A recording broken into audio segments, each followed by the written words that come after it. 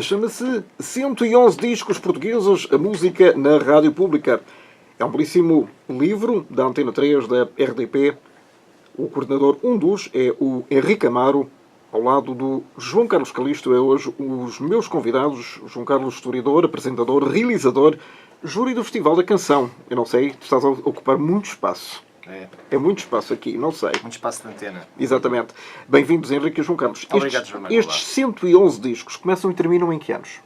Começam na fundação da Rádio Pública, em 35, e fecham em 2016. Estamos a falar de Rádio Pública e emissor nacional. Precisamente. Sim. E acaba em 2016 com os Capitão Fausto. E qual foi o critério de seleção?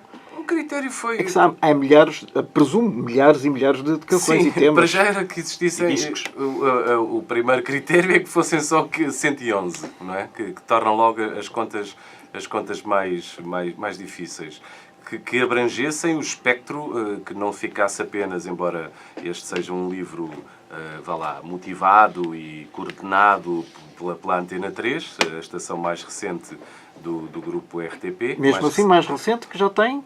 Já tem 23. Fez 23 anos. Já tem 23. Portanto, apesar disso, quisemos que este fosse um livro onde, no fundo, as outras estações, se calhar mais próximas, a 1 e a 2, se revissem também. Portanto, é um livro que não ficou só num pop rock dos últimos 23 anos e teve que vir atrás no tempo. E aí a participação de João Carlos Calisto foi essencial de nos ajudar também a perceber que discos, da década de 50, da década de 60, da década também de 70, fossem representativos e pudessem aqui estar.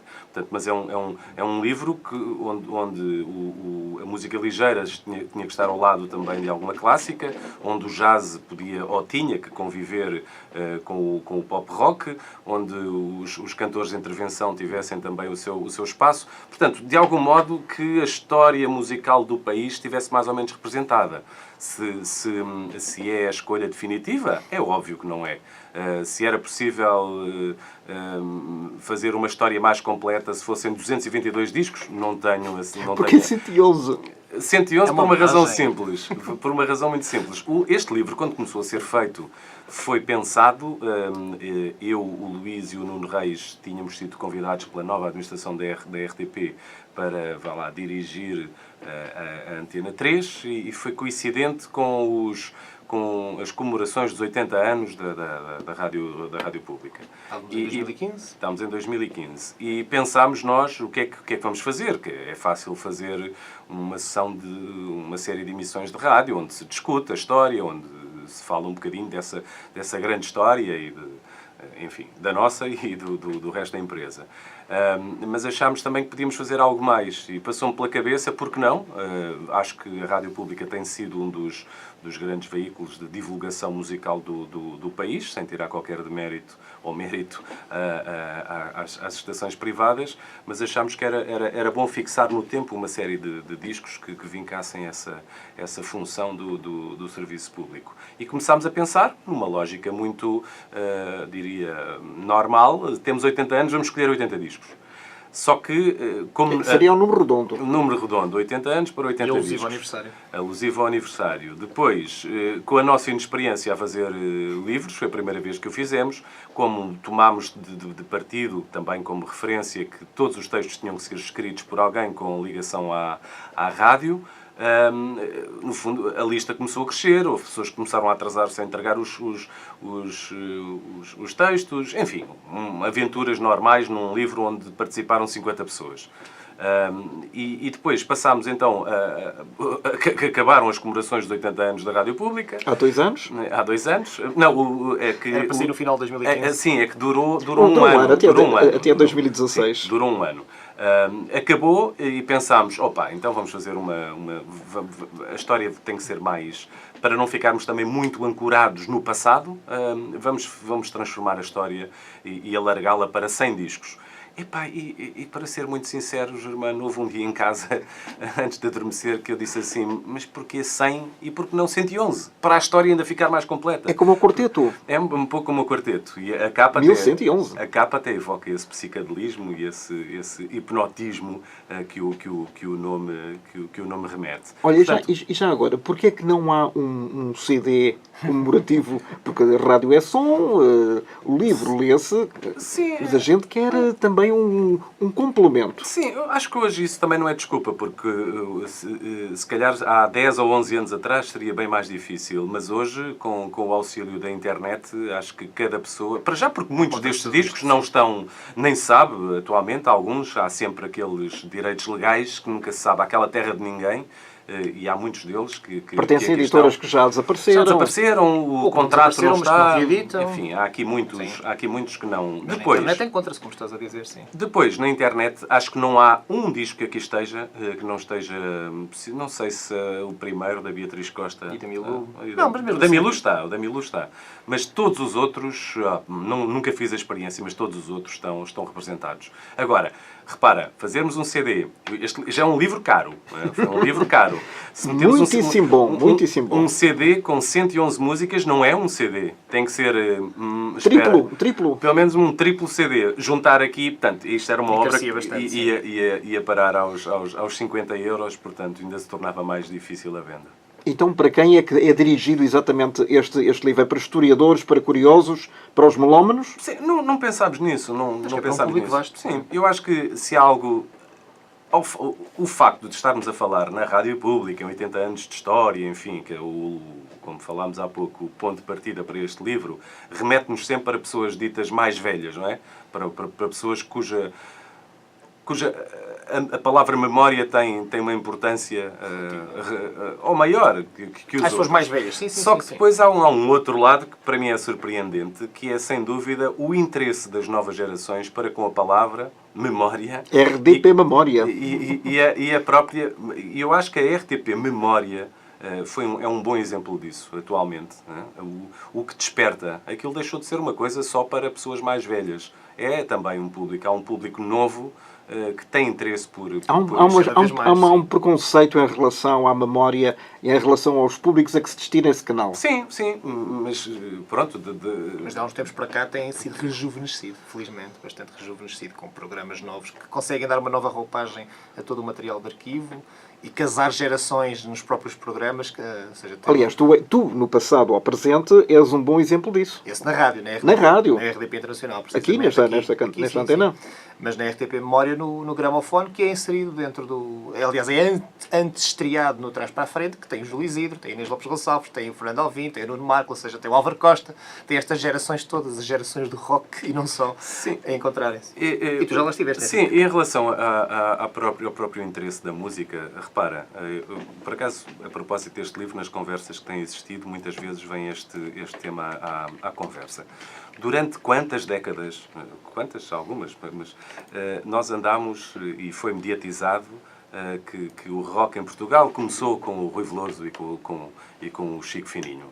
Portanto, e um pouco só foi desmistificado, desconstruída essa ideia. É um facto que a música que estamos a ouvir agora, o Chico Fininho, foi muito importante. Uma espécie de um renascimento da música elétrica feita em Portugal. Mas existia lá atrás. Vamos ouvir um bocadinho. Bora. Estamos aqui em 1980 certinhos. Sim, isso mesmo.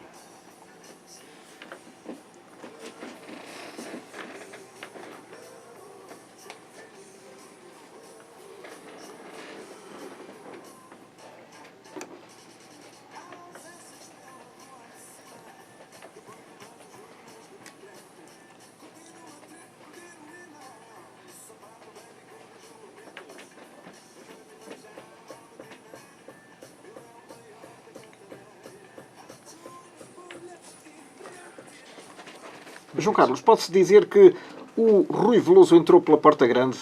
Sim, Sim, porque não houve... Ele entra diretamente para o sucesso. Não há um passado anterior. Não há nada em relação a ele que lhe diga isto é um bocadinho passadista. Não, ele tem os elementos dos blues na Ele música. tem aqui a harmónica. E é curioso que ele até no início, quando a Valentim de Carvalho assina com ele, tenta juntá-lo aos Petros Castros, que já tinham obra ligada ao rock progressivo e eram artistas da casa.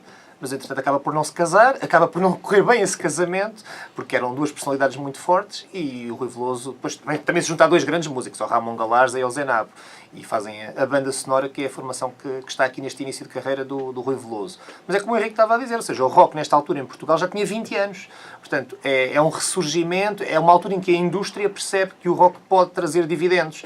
E traz, de facto, e é por isso que acaba por haver gravações a torto e a direito, ou seja, todos os grupos de vão de escada gravam, e este início dos anos 80 traz o melhor e o pior do rock em Portugal. Aliás, havia, se vocês sabem e se lembram, grupos que apareciam e desapareciam na mesma semana.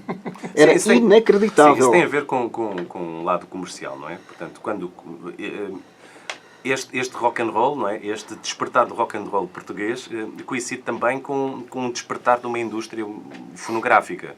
E ao fazerem-se estas experiências, ao serem largamente mediatizadas na rádio e na televisão, não é? E aí o Júlio Isidro surge também como um dos grandes divulgadores. O Jorge Pego, no Viva a Música, Barros, por exemplo. O Jorge Pego, o António Sérgio. Portanto, a rádio comercial nascida em 79, não é? Aquela programação que é feita... Na fusão do Rádio Clube Português com o resto da empresa RDP. Com o João David Nunes à frente. João David, e creio que o Jaime também estava. O Jaime Fernandes. A quem o livro é dedicado. Sim, sim. Atiro daqui o meu chapéu, Sim. Dou-lhe um grande abraço onde quer que ele esteja, ao Jaime Fernandes. E é dele o texto sobre o Rui Veloso no livro. Sim, isso foi daquelas infelicidades, não é, que apareceram. O Jaime tinha que ser uma das pessoas, até por ser o fundador da Antena 3, tinha que ser uma das pessoas convidadas, e trocámos uns telefonemas, e ele foi dos primeiros até a entregar o texto. Foi muito rápido na entrega do texto, e coincidentemente dedicado, o disco que ele escolheu foi o hard rock do Rui Veloso. Mas é claro que a indústria, ao lançar discos, ao ter o suporte mediático da rádio e da televisão, no fundo, para os promover, ao se tornar um sucesso, é óbvio que cada pessoa que passasse na rua com uma guitarra elétrica na mão seria convidada a gravar um disco. E daí nós termos os chamados, até havia não é? O grupo de baile, não é? Até os grupos de baile. Do Pacholi. Portanto, e outros gravaram discos. Portanto, é normal, quando há esse tipo de sucesso comercial, que cada um tente tirar o seu quinhão, não é? Claro. Lá, não gravaram só o Pacholi, gravaram 3 singles. Não é muito, são 6 canções. 6 cançõezinhas. E, aliás, depois do facto de eles terem desaparecido muito rapidamente, tal como apareceram, isso é muito curioso, a forma como eram muito descartáveis alguns grupos, neste caso também o grupo de baile. Mesmo os que tinham a sorte de gravar álbuns, como os CTT do Destruição. E o Ziodo. Os Ziodo. Os Street Kids. Os Street Kids, mesmo assim, duraram mais anos e eram um grupo com mais consistência. Sim. Mais um bocadinho. Deram origem a outros projetos também. O Nuno Rebelo continua na música, e o Nuno Carnavarro, enfim, tanta gente. E o Manuel Ramalho, o baterista, que já vinha do Corpo Diplomático, ou seja, o Manuel Ramalho é aqui um dos históricos do nosso rock. Olha, e para trás, pode-se falar numa divisão antes e depois do 25 de Abril de 1974? Em termos de rock, Não em termos de música. pode. O 25 de Abril acaba por ser importante para a própria indústria discográfica, para a rádio, como já se falou também um pouco por alto, e para a própria indústria discográfica, porque até 1974, grosso modo, acaba por coincidir com o 25 de Abril, não havia tradição de editar álbuns. Os álbuns eram basicamente coleções de sucessos que tinham sido editados em formato EP ou single, portanto em 45 rotações, porque eram caros. As pessoas não tinham dinheiro para comprar LPs. E as exceções eram a Amália Rodrigues, porque era a Amália Rodrigues, e o Zeca Afonso, Arnaldo Trindade, o editor, o proporcionava gravar um álbum por ano, pagava-lhe um ordenado mensal, era a possibilidade que ele tinha de, como tinha sido expulso do ensino, de sobreviver. E nós, felizmente, agradecemos ao Zeca e ao Arnaldo Trindade este contrato sui generis, que nos proporcionou ter tantos álbuns com esta regularidade quase anual. O Adriano Correia de Oliveira teve quase essa mesma regularidade, as condições eram as mesmas, mas eram as exceções. A maior parte dos artistas não tinha isto. E Portugal é o único país da Europa, é mesmo o único país da Europa, que em termos de discografia na área do pop rock, tem 3 álbuns na década de 60. É uma coisa ridícula. Não há nenhum país, eu não sei se haverá algum país no mundo que tenha 3 álbuns de rock da década de 60. 2 deles apenas ficou de fora, o Pop 5 Music Incorporated, com a peça. Dr. Zé Brito. Sim, o Conjunto Académico João Paulo está aqui representado. O Conjunto Académico e o Quarteto. E o Zé Cida? O Filarmónica Fraude. É 75.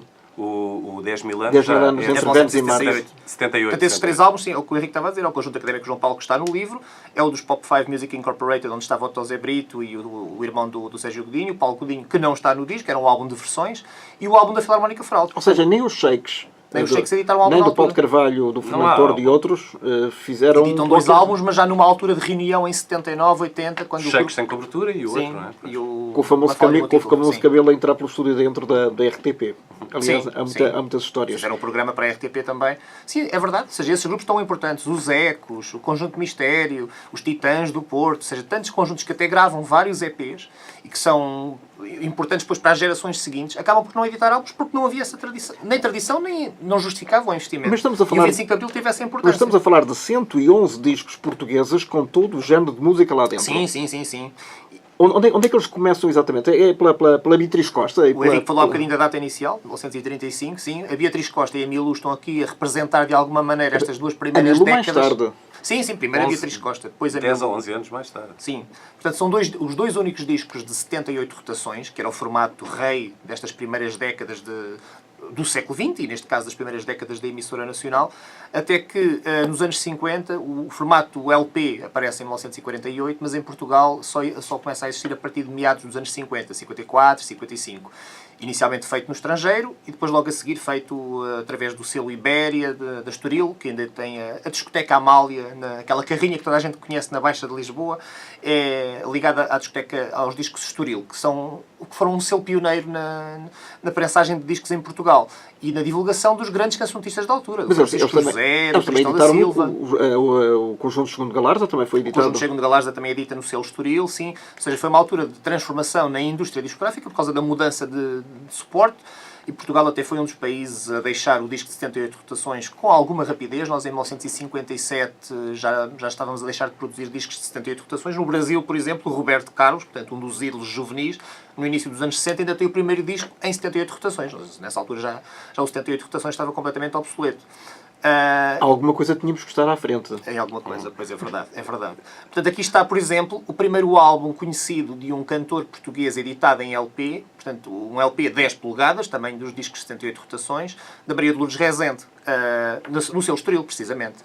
E a Maria de Lourdes Rezende, felizmente, está entre nós, fez este ano 90 anos e tem uma carreira extraordinária, mas que, como muitos dos grandes nomes da canção portuguesa e do rock, por exemplo, porque estas gerações do rock dos anos 60, 70 também ainda têm um grande legado por conhecer, apesar de haver coleções que recuperaram a integral dos Shakes ou a integral do Quinteto Académico, a coleção do Tempo do Vinil, da Valentim de Carvalho fez isso, mas no caso dos cancionetistas há muita coisa por conhecer e por reeditar, e a Maria de Lourdes Rezende é um desses exemplos, como a Simone de Oliveira, também está aqui representada no livro, como a Madalena Iglesias, também está aqui representada no livro. Embora haja muitas coletâneas e muitos mas são quase best-ofs. sempre os mesmos temas. Exatamente.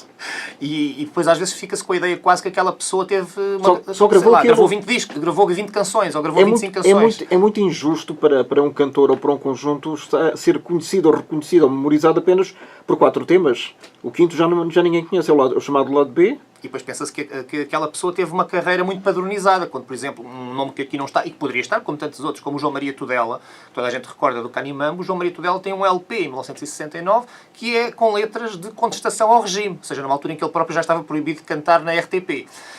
Ou seja, as coisas não são tão simples como podem parecer. Mas como disse o Herman uma vez, ele próprio tinha esse álbum proibido, mas depois cantava coisas como as laudas a Moçambique e Angola.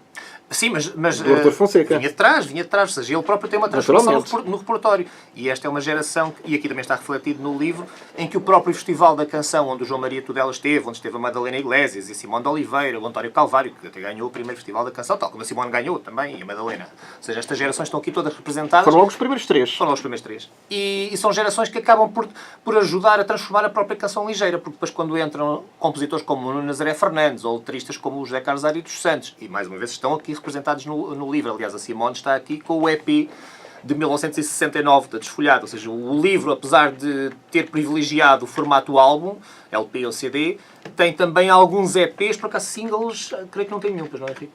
São EPs, salvo erro. Todos os 45 rotações que aqui estão no livro são EPs, salvo erro. Sim. Acho que single, portanto, duas faixas, creio que não tem nenhum. Sim. Porque, de facto, isso também é representativo, porque o formato EP era o formato, de facto, de eleição da indústria portuguesa. Eram 4 temas, era aquilo que uma pessoa... Single tens um. Tens Há um os calores da canção. EP também. Ah, também EP, são EP. dois. Portanto, só os primeiros 2 discos, os 2,78 rotações. Portanto, se lhes pudermos chamar single a um formato com esta dimensão, mas era. Portanto, eram 2 faixas. E, aliás, o tamanho das canções da rádio, os 3 minutos e meio, Tem a ver com isso. tem a ver com o formato dos 78 rotações, porque era o tamanho ideal para que a qualidade não se perdesse. E não cabia era lá uma canção mais. de cada lado, E não cabia lá mais. não cabia Não, lá não. mais. Esta foi a música, supostamente, dos anos 60 que marcou efetivamente o festival A Desfolhada da Simona.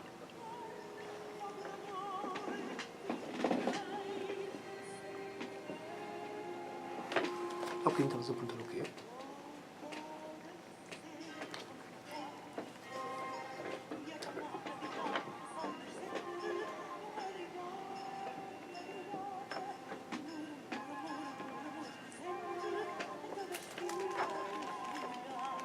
E que se há músicas que se colam à pele dos cantores, esta é uma delas. É um casamento perfeito. Simone é desfolhada, ou desfolhada é Simone? Mas é curioso pensar que não era ela a intérprete original desta canção, que se calhar muitas pessoas não sabem. não? Não, a Simone foi chamada menos de 2 semanas do Festival RTP da Canção de 1969. Ah, não conhece. Henrique não conhece esta história. Oh, oh. Quem estava escalado para ir cantar a canção, e surgiu na imprensa, com fotografias juntamente com todos os outros cantores, era a atriz Elisa Lisboa, que muitos hoje conhecem até das telenovelas e de séries na televisão, e que chegou de facto a publicar 2 discos. Nesta altura publicou um disco que merece ser redescoberto, também com letras do José Carlos Ari dos Santos, mas depois acabou por não poder, tinha uma peça de teatro que estreava naquele dia, ainda sondaram a Madalena Iglesias, e depois ficou a Simone, e ficou muito bem, apesar de não termos ganho o Festival da Canção nesse ano. Ora bem, o festival este ano, com o Salvador Sobral, voltou a ter a importância que perdeu em 1993 com o aparecimento das televisões privadas. Ponto final, não é? É uma boa barreira. Para muita coisa, é uma boa Não, barreira para muita coisa. efetivamente. Para muita coisa boa e para muita coisa má. Henrique, em relação à rádios, a televisão temos as privadas, em relação à rádio temos as piratas. Sim, que foram, a meu ver, extremamente importantes. Foi a escola de uma geração, não é? Porque Foi a tua? foi a minha também. Onde é que começaste? Eu comecei na Rádio Mais, na Amadora, com o Jorge Gabriel, com o Jorge Alexandre Lopes, com o Nuno Santos, com o Augusto. O Augusto Fernandes aparece lá posteriormente, mas A fazer uma perninha. sim, muitas pessoas. A Raquel Brígida, atualmente, eu não sei se ainda está na ERC, mas foi jornalista da SIC. Enfim, muitas pessoas que, enfim, uns seguiram caminhos profissionais diferentes e outros tiveram a sorte de continuar na rádio ou na comunicação. Mas sim, porque o que é que isto também tem a ver um bocadinho, olha, se calhar com o que hoje se vive na música. Se calhar há muitos anos atrás, quem não estivesse nos quadros da Renascença, da Comercial ou da RDP, enfim, tinha dificuldade em fazer escola e em tornar-se um profissional da comunicação, basicamente da rádio ou da televisão, se estivesse na RTP. E o mesmo acontecia na música. Quem não fosse contratado, se calhar por o Polygram, Valentino Carvalho, BMG, ou Sony... Universal. Atualmente o Universal, Atualmente, antigamente Polygram, ou Moviplay, não é? Como falaste aqui, Moviplay. Também tinha dificuldade em conseguir uma carreira discográfica, não é? E hoje isso não acontece. Qualquer músico tem meios, é quase autossuficiente, pelo menos para dar um início de carreira. Depois, não sei se o conseguirá manter sempre a custos próprios. E se calhar as rádios piratas ou livres, eu gosto dos 2 nomes, foram Livremente piratas. Livremente piratas. Foram essenciais para isso, para já, porque despertaram uma série, enfim, tornaram-se os cafés de muita juventude, não é? Muitas pessoas trocaram o salão de bilhar pela rádio. Portanto, é uma espécie de uma nova coletividade. Foi ali uma espécie de uma nova... É quase um espírito quase de tertúlia, discussão de ideias, de música, enfim, de uma série de coisas. E depois era um campo onde as pessoas também podiam errar à vontade, não é? Portanto, não eram tão auditadas. Experimentavam? Era experimental e errava-se e acertava-se e pronto. E daí surgiram algumas pessoas que conseguiram ter essa E porquê que a rádio perdeu a importância que teve nos anos 70, 80, por exemplo? Eu acho porque se calhar deixou de ser o único meio disponível para, não é? Portanto, à medida que vamos avançando no tempo, começam-se a multiplicar meios já não sei, não só de informação, como de entretenimento, como de uma série de outras coisas. Eu uma vez disse ao Luís Filipe Barros, que quando ele esteve aqui neste programa, isto é rigorosamente verdade, quando eu tinha 18 anos, portanto em 1978, o Rock and Stock no auge, eu e os meus amigos da altura das férias interrompíamos a praia e vinhamos para casa ouvir o Rock em Stock. Íamos ouvir um programa de rádio. Germano, não é preciso... Percebes? Então, E um ano antes, a Gabriela fez interromper a Assembleia da República, não é? Em 77. E o Zip em 69. Eu lembro-me relatos, lembro-me, a minha mãe ainda conta várias vezes, aqueles serões para ouvir o hóquei em patins em Monterrey, não é? O torneio de Monterrey. Hóquei em patins, não estamos a falar da seleção de futebol sequer, não é? Sim, estamos a falar de serões eu também com livramento, etc. Livramento, Ramalhetes e companhias. Eu vinha para casa também a correr, muitas vezes, até para ver um programa de televisão, o Pop-Off, que era um programa... E a febre do Júlio Isidro, nos anos 80. Portanto, é muito... Agora, esse tipo de... Repara, não quer dizer que as pessoas não ouçam. Isso é uma das... diria, é um erro. Das características dos nossos dias, é que as pessoas podem não ter perdido o interesse por determinado tipo de programa, mas não têm que vir a correr, porque ele está lá à espera dela. Portanto, isso é uma das características da nova rádio, da nova televisão. A eternização. É a eternização, quer dizer, nós deixámos de... Agora estamos mais parecidos, diria, com o papel, com o jornal, não é? O jornal também, tu podes ler hoje, o jornal que compraste há uma semana atrás, ou há um mês, ou há um ano atrás, não é? Ele está lá, está à tua espera. Com a grande vantagem... Como se fosse um livro, não é? Com a Está grande vantagem eternizado. que o jornal nasce e morre no mesmo dia e o programa de rádio não. É verdade, é verdade. Sim, está bem, mas ele está eternizado, está disponível para ti. Tudo aquilo que nós dissermos hoje, as neiras ou verdades, pode ser auditado. Confrontado. Pode ser confrontado por 2 ou 3 anos. Aliás, qualquer um de nós temos essa experiência. Há 20 anos, 10, 15 anos atrás, fazíamos um programa sensacional, mas era emitido apenas uma vez naquele dia e ninguém mais ouvia. Ouviu, não ouviu. Claro. Não havia registro. Fiquei arquivo. Nós ficávamos com as cassetes. A rádio e a televisão perderam esse lado que também... Ok, andámos a vida toda a viver lá assim, portanto era uma das características daquele meio, não é? Mas esse lado efêmero, já deixámos de ser efêmeros. A coisa acontece, mas fixa no tempo. Essa ideia de fixar as coisas no tempo, se calhar foram uma das maiores motivações que tivemos para fazer este livro. Foi não só fixar pessoas que fizeram a rádio em Portugal e que continuam a fazer, mas também estas capas, estas canções... A história da nossa música. Esta história. Portanto, a ideia de fixar no tempo, numa altura em que a música está desmaterializada, não é? Já não é matéria, já não precisas ter o CD aí para fazer o teu programa, ou o vinil, etc. Portanto, é necessário, a meu ver, que as coisas sejam fixas no tempo. Embora o YouTube não tenha tudo. Tem Claro, muita coisa, tem portuguesa. milhares e milhares, mas não tem tudo. E o Henrique uma vez disse-me uma coisa que é verdade, que é, apesar da música estar desmaterializada, não sei se lembras dessa conversa, Henrique, a música que acaba por ter um maior impacto sobre as pessoas é a música que continua a existir em formato físico. Ou seja, porque a música que só está na internet acaba por não traz lastro tanto, não traz tanto lastro, ou seja, as pessoas não ligam tanto, podem ouvir, claro, e ouvem, mas não traz tanta importância a algo que tu não podes fruir fisicamente, não tens um caderno à frente para ver as letras, não tens informação sobre as fichas técnicas. É um bocado como o e-book, o livro eletrónico. Ou seja, não crias uma relação da mesma forma com aquele a fisicalidade do disco, não é? Porquê é que, na vossa opinião, o vinil está a ressurgir, está a ressuscitar? A própria Sony, ao fim de 30 anos, vai voltar, embora a preços proibitivos, para já. Sim, não sei porquê. Calculo que... Enfim, qual os preços ou o Renascimento? O Renascimento. O Renascimento. Os preços é lá com eles. Eu acho que há aqui, nós temos que, durante muito tempo, o que é que aconteceu? O digital matou o analógico. Agora há uma espécie de uma vingança do analógico. Há um livro, eu acabei de comprar um livro no Brasil que fala disso, um tipo americano que fala disso. Da vingança do analógico. E o que é? Imagina, tenho um filho com 12 anos que adora tirar fotografias, é um dos interesses dele.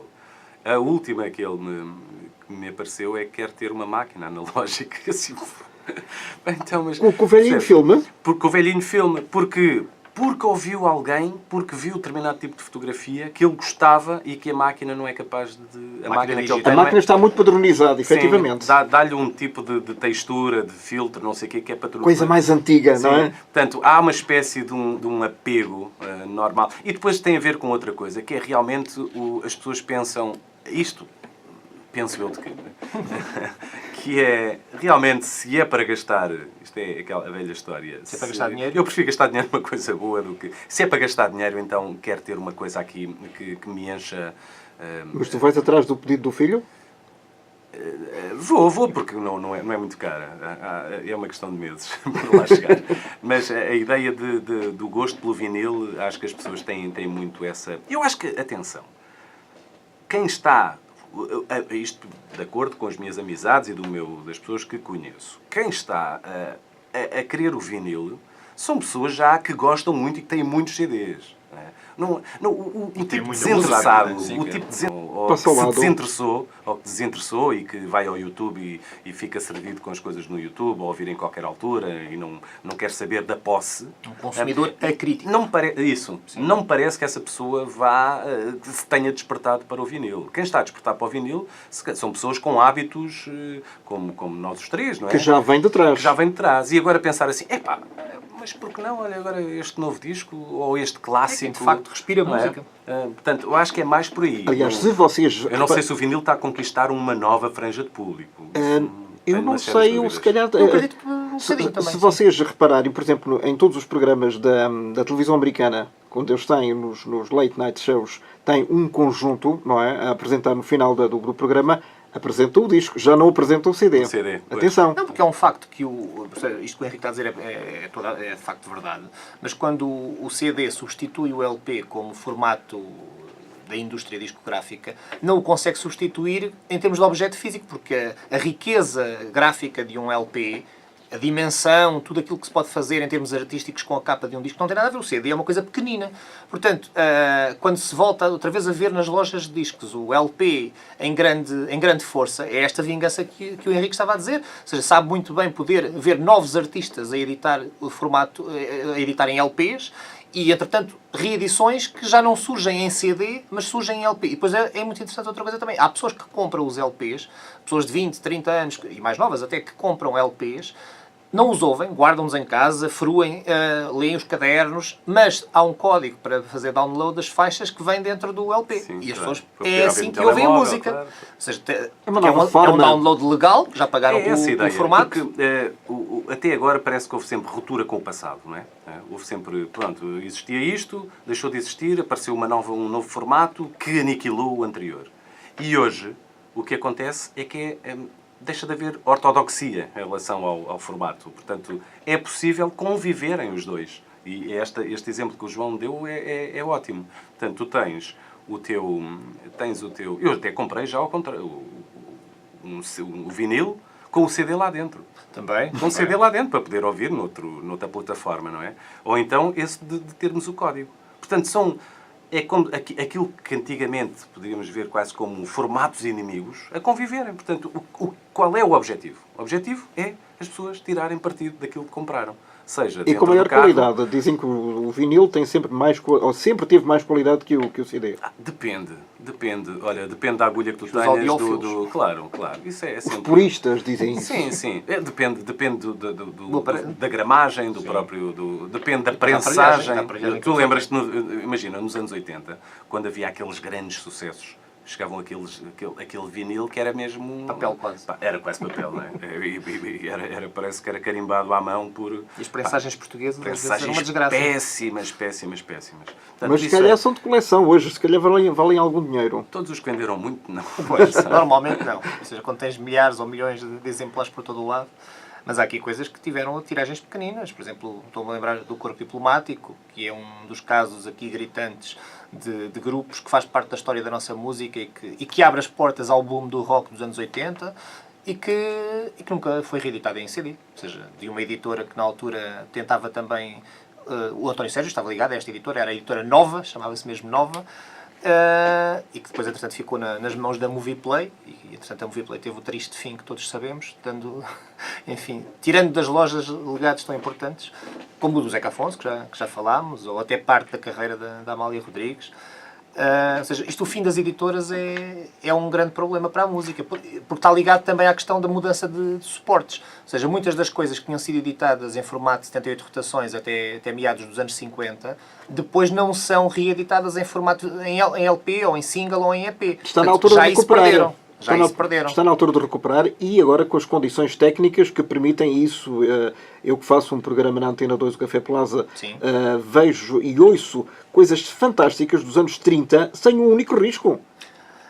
Só que os 78 rotações, se já os vinis são frágeis, os 78 rotações são muito, mas muito, são recuperáveis claro que sim, tecnicamente. E atualmente até temos uma parte já da coleção do Museu do Fado, daqueles discos de 78 rotações que foram adquiridos pelo Estado português, digitalizado e acessível na internet. Portanto, pode-se conhecer muita coisa por aí. Qual é o disco mais caro, mais raro em Portugal? Tens alguma ideia? O disco, eu não diria um disco. Português? Sim. O Henrique está agora aqui com o livro aberto e estou a olhar aqui para a capa do primeiro álbum da Banda do Casaco, o dos benefícios de um vendido no Reino dos Bonifácios, que é um objeto artístico extraordinário da autoria do Carlos Zinger, que era o violinista do grupo, e que hoje em dia, se for vendido por 400 ou 500 euros, não é estranho. Ou seja, porque é um disco que é muito procurado lá fora. O João Carlos tem todos, esses têm todos. Ele tem Mestre dos Petros Castros, por exemplo. O Mestre, o Quarteto e o Epopeia da Filarmónica Federal. Ou seja, são... Bem, eu estou a dizer valores, mas isto às vezes as coisas são relativas. Ou seja, se alguém tiver a sorte e acontece de encontrar numa feira por 5 euros ou por 10 euros, é extraordinário. As pessoas não sabem o valor que tem lá. Claro, à sua frente. Porque felizmente a nossa música vai sendo redescoberta no estrangeiro. Hoje sabem mais do que há 11 anos atrás. Isto volta atrás na nossa conversa pelo interesse na memória que hoje existe e que quem trouxe isso também foi muito uma nova geração. Foi a geração do João e abaixo do João. Realmente nos anos 80 até. De vir atrás no tempo e perceber que havia Conjunto Mistério, que havia Shakes, que no fundo estavam completamente perdidos. Assim, que havia os ecos. Havia os ecos e havia essas coisas todas. E havia os arte e ofício. Portanto, essa nova geração que faz com que vá atrás garimpar. E do António Garcês. E trazer isso assim. Aliás, eu tenho pena, sinceramente, que não se faça uma segunda edição da Estranha Forma de Vida, que foi um belíssimo programa de documentários e que não esteja uma ideia do Jaime Fernandes, nem sequer editada. Isto devia estar editado em DVD. Chegou-se a pensar em editar em DVD, depois, entretanto, uma ou duas editoras que estavam interessadas por causa dos direitos conexos, não tanto dos autores, mas dos conexos, acabou por, enfim, ficar um bocado amedrontada. Mas já agora também outra coisa, estamos a falar em livros, e há um livro que em termos de divulgação da música em Portugal não pode deixar de ser referido. Ou dois, um do António Duarte, no início dos anos 80, e falaste no nome da série, Arte Elétrica de Ser Português, 25 anos de rock em Portugal, ou seja, na altura estávamos em 1984. Aí está. Portanto, é um livro que sai em 84, esse livro eu tinha 14 anos, eu consumi aquilo de trás para a frente. E é um livro que, em 84, está a dizer que já existe 25 anos da arte elétrica de ser português. É a primeira vez, se calhar, não é se calhar, é mesmo a primeira vez em livro em que se conta esta história do rock que estava já algo esquecida pela indústria que na altura era recente, seja o 7, o Jornal 7, o Blitz tinha acabado de começar. E o outro livro que eu ia dizer é o do Mário Correia, Música Popular Portuguesa, um ponto de partida, porque faz o outro lado da história também com os cantautores, e muitos deles estão aqui representados, o José Mário Branco, o Sérgio Godinho. Não há uma música portuguesa, há muitas músicas portuguesas. Isso é que é importante. E os grupos de recolha, a Brigada Vitor Jara, o GAC Vozes na Luta, e depois grupos como os Gaitas de Lisboa, que vêm dessas formações, e todos estes grupos que estou a dizer estão aqui representados no livro. Por acaso foi engraçado quando fizemos o lançamento do livro, estava lá o Carlos Guerreiro, e fui ter com ele e disse, Carlos, tens aqui o... sim, eu sei que está aqui os Gaiteiros, não sei o quê, o Bocas do Inferno, pá. E ele assim, depois começou a folhear o livro, então, mas... Eu estou aqui noutro. Eu estou aqui no GAC também. O Grupo de Ação Cultural. O Grupo de Ação Cultural. Também estou aqui. Boa, ainda bem que se lembraram deste e não sei o quê. Não se podiam esquecer. Não, mas isto, como o Henrique estava a dizer, é um caminho. Ou seja, há muitos caminhos e se não fossem 111, se fossem 222, também não chegava. Ou seja, se calhar uma segunda parte? Eventualmente, porque felizmente a música portuguesa tem um percurso muito rico. Eu acho que mais do que uma segunda parte, outros autores. Porque... Quer uma pessoa queira, quer não, enfim, quer queira, quer não. Todos nós queremos que isto seja uma obra também personalizada, que quando juntamos 5 pessoas para escolher discos, com todos os erros que possam existir e todas as virtudes, foram escolhidos por aquelas 5 pessoas. Portanto, a ideia de, por exemplo, o João tem feito também, como é que se chama o Portugal, o teu último livro que vais buscar? O Canta-me Canta? O Canta-me Canta. Portanto, é feito por ele. Aliás, deu uma belíssima emissão aqui, que está em podcast. Portanto, essa ideia do autor, dos autores, das pessoas que pelo menos selecionaram e que coordenaram as coisas e que escolheram, dá um determinado tipo de visão. não é necessariamente, isto não é uma obra científica, não é? Portanto, é uma obra, acima de tudo, personalizada de divulgação. Portanto, outras pessoas a fazerem outro tipo de livros com este sentido ajuda a que a visão seja bem mais alargada não é a história, e diversa. É uma claro, história. É uma história, uma das muitas possíveis. Henrique, muito rapidamente, como é que está a Antena 3 nesta altura, 23 anos depois da sua inauguração? Obviamente que teve altos e baixos, andou para trás e para a frente, Sim. conforme o próprio nome do programa da RTP Memória. Traz para a frente. Traz para a frente. Sim, a Antena 3, no fundo, escolheu um caminho, nos últimos 2 anos e meio, onde acima de tudo, tenta-se adequar a uma nova maneira de, não diria de fazer rádio, isto é, a rádio hoje não passa só por música e microfone. A rádio hoje também é imagem, tal como os jornais hoje também são. Este programa foi obrigado, entre aspas, a manter imagem.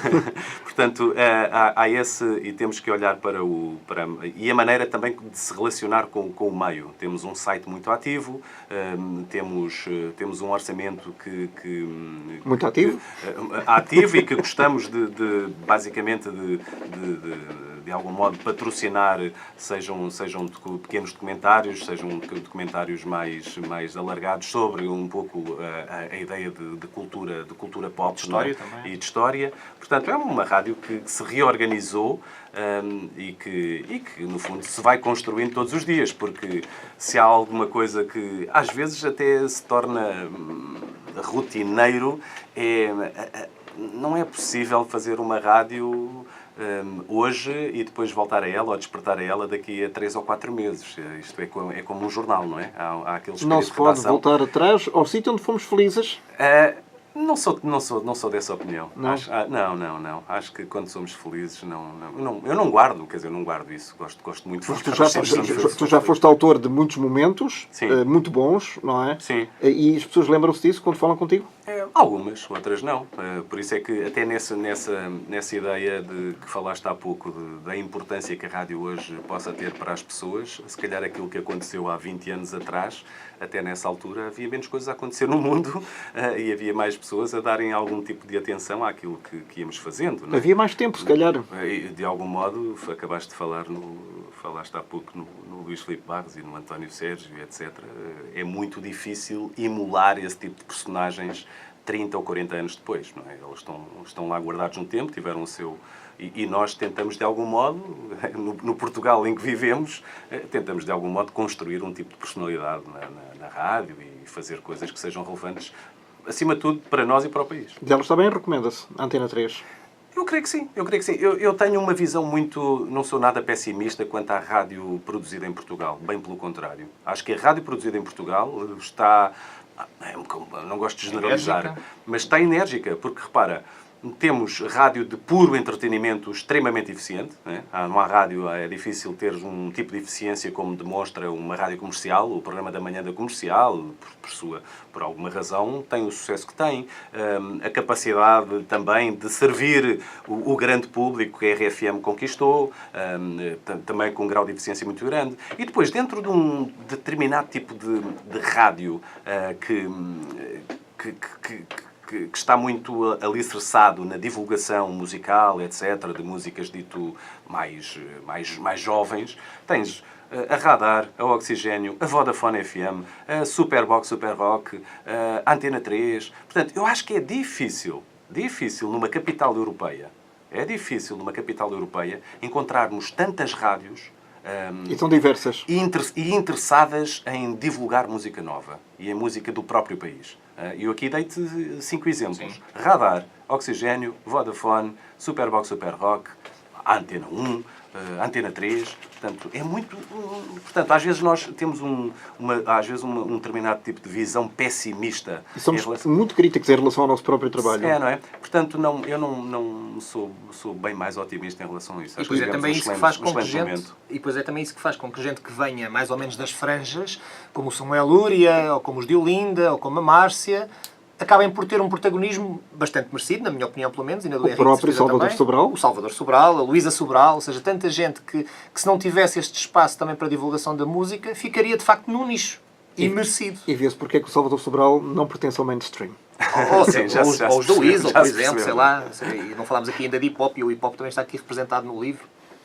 Não tivemos tempo, mas se calhar numa próxima encarnação deste ou dos outros livros que se seguirão, e seguramente este é um belíssimo tema de conversa. 111 discos portugueses, a música na Rádio Pública, foi o que juntou hoje aqui o Henrique Amaro e também o João Carlos Calisto. Muito obrigado, parabéns Até à próxima. e até à próxima. Obrigado, Germano.